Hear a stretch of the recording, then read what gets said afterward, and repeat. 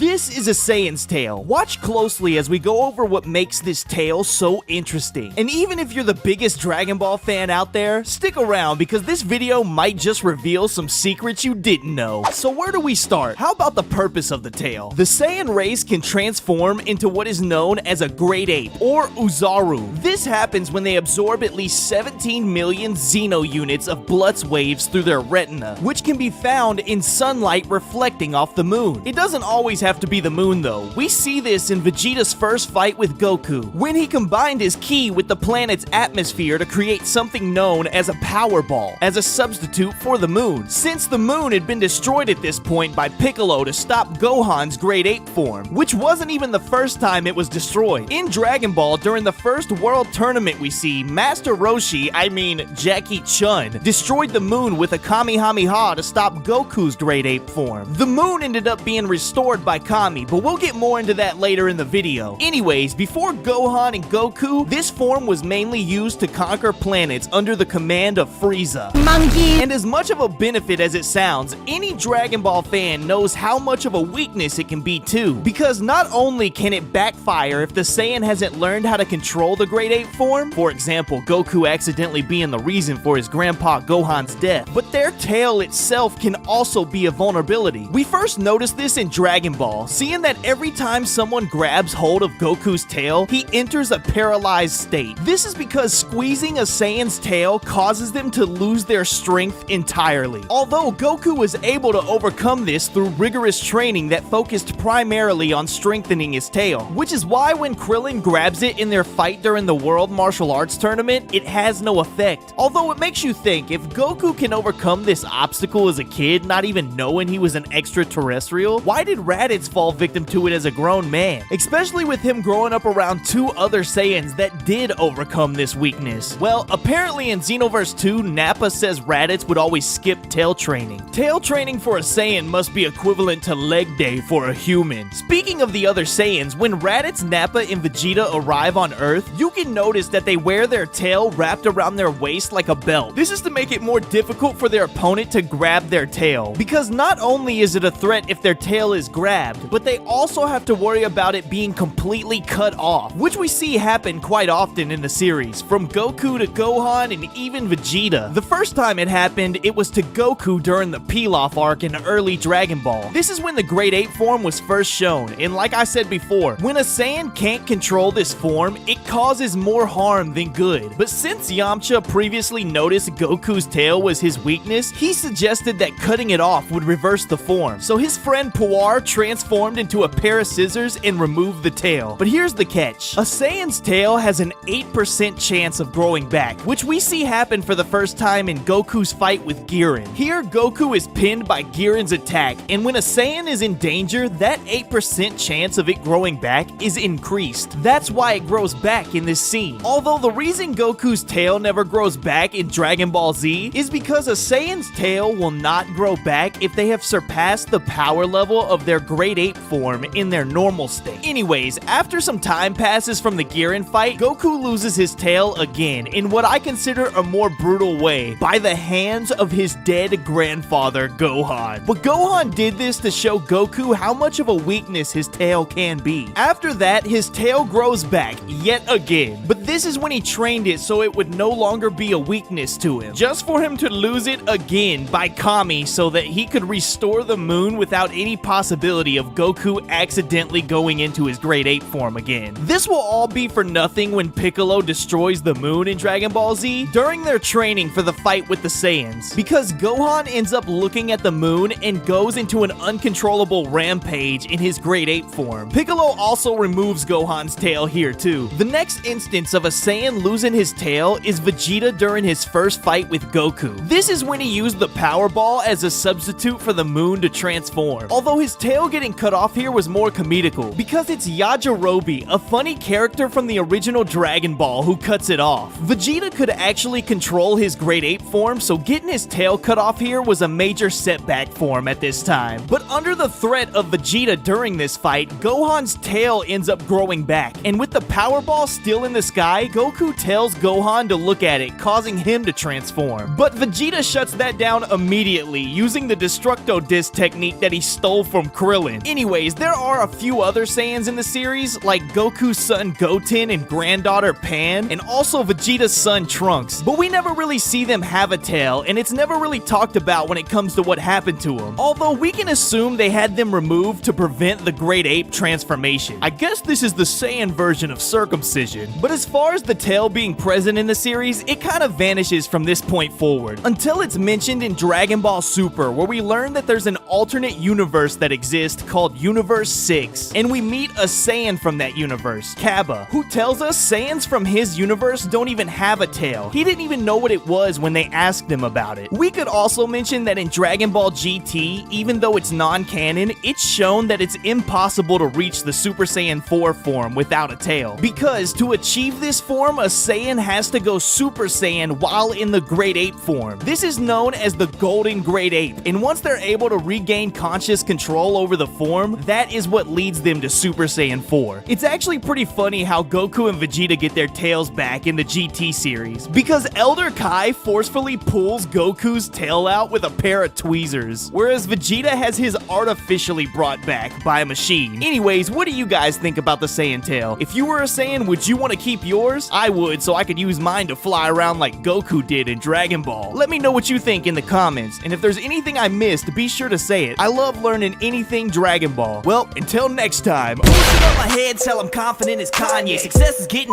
from Ariana Grande. Cruising in a Civic, I'ma flip it to a vet. I'll snatch a chain, take off, then run off set.